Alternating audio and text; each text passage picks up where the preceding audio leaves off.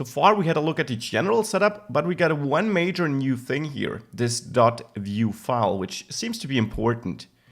In one of the earlier videos, I was talking about so-called single file templates, which basically means we have a special kind of file which gets compiled during the build process so that we can ship compiled code to the browser, so that we don't have to use the ref or the L property to have our HTML code converted to a template, so that we don't have to use the template property to create a string template, but that we have a third option, which we will learn about now, which allows us to outsource our template and our Vue.js code in separate files, which will get compiled to normal JavaScript, therefore are able to run natively in the browser. You can compile any template, any HTML code to JavaScript in the end, because there are JavaScript object representations of your HTML elements.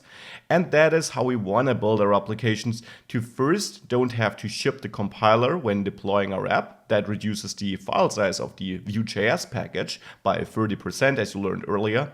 And second, to unlock some features which are not possible to be used in the native DOM if we were to use the native DOM as our template, because there some limitations apply which don't apply when having our JavaScript compile template.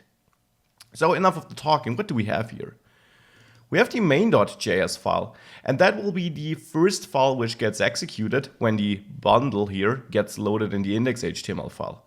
Now all what's happening here is that we create a new Vue instance here, and we import Vue from the Vue folder. So that is how we have access to Vue.js and can create our new instance here. Then we select the element with the app here, with the app selector, so this element. And I was just saying that we don't need the L property anymore. Well, we needed to select a place where we want to load our Vue app, but we don't use it to then infer a template. Instead, by using this new property here, this new function to be precise, this render function, we haven't seen that before, we're telling Vue.js, well, take this place in the DOM specified with the L property, but don't infer the template.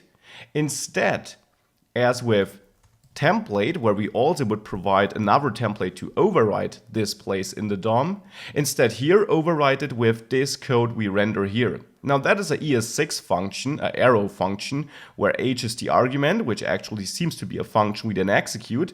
This is provided by Vue.js, so Vue.js executes the render function and automatically passes us another function in there, the one we capture here with h, which we then execute. And this function takes a template, a Vue.js template, to be rendered. So all we need to know here is that this function will automatically render a certain template in the place of this selector, so where we select our Vue instance to be run at.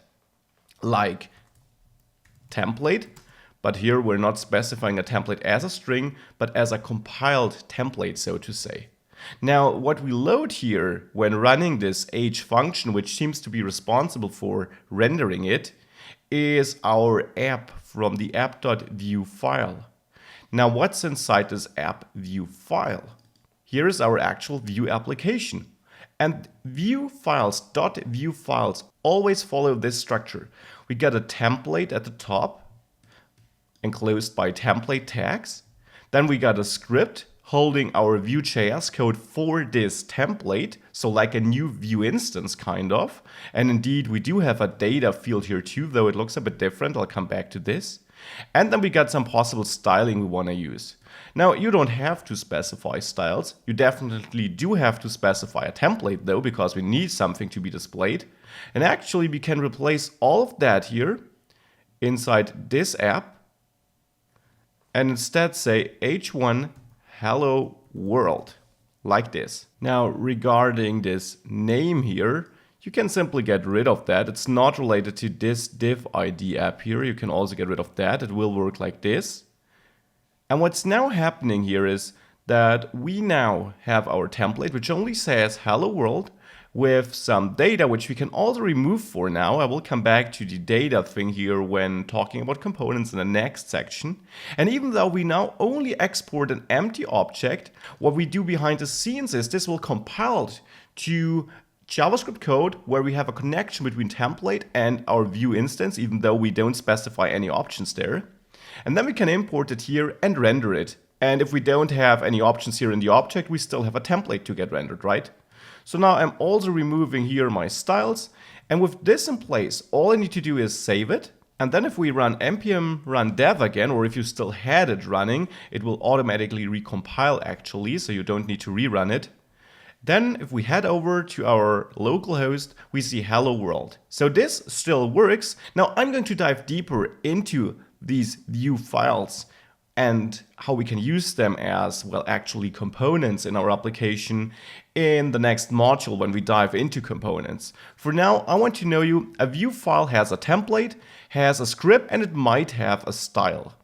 Now with these three parts here, template, script, and style, we got a valid Vue file, a so-called single file template, where we outsource the template and script logic in a separate file. And the important thing is, in our build process with Webpack, this will get compiled to JavaScript code, which is why we can then render it here.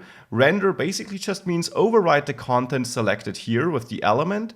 So it will render it here. It would replace everything which is inside of this app here. And with that, we are able to now use this and have our compile template stripping out the compiler of the package we're shipping to the deployment server. That was a lot of talking about that, but it's key to understand how these single files here work. We will see them in action in the next module when we dive deeper into components.